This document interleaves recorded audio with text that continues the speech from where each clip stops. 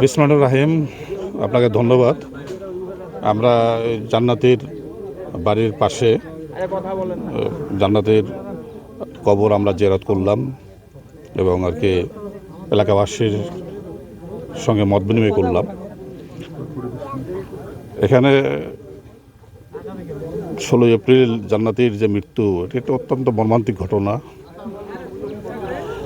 এরকম নৃশংস হত্যা, এটি আমরা ঘৃণা জানাই। এখানে যে বিষয়টি আমরা এসে জানতে পারলাম আর কি আপনার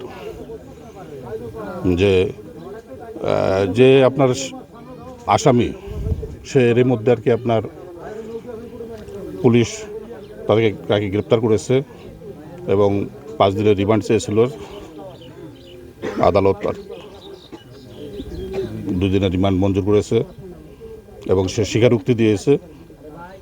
কিন্তু এলাকাবাসীর দাবি যে আপনার এই আসামি একজন না এবং তার সঙ্গে আরও অনেকে জড়িত আছে।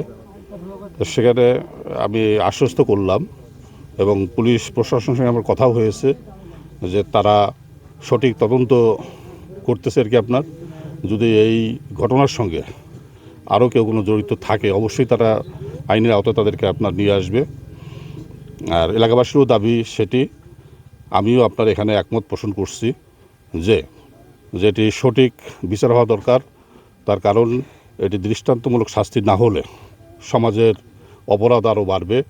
এই অপরাধকে আপনার দমন করতে হলে আপনার একটি দৃষ্টান্তমূলক শাস্তি এবং আর কি আপনার সঠিক তদন্তের মধ্যে সঠিক বিচার হওয়া দরকার। এটি এলাকাবাসীরও দাবি এবং কোনো নিরপরাধ ব্যক্তি যেন আর কি আপনার আসামিভুক্ত না হয়, এটি এলাকাবাসীরও আপনার চাওয়া, এটি আমারও চাওয়া। আমি এখান থেকে ফিরে গিয়ে পুলিশ প্রশাসনকে আমি বলবো যেন আপনার যত দ্রুত সম্ভব এটি সঠিক তদন্ত করে বিচারের আওতায় নিয়ে এসে এটি দৃষ্টান্তমূলক শাস্তি যেন হয় আর কি আপনার, এবং সমাজবাসী, এলাকাবাসী, দেশবাসী যেন আর কি আপনার এটি জানে।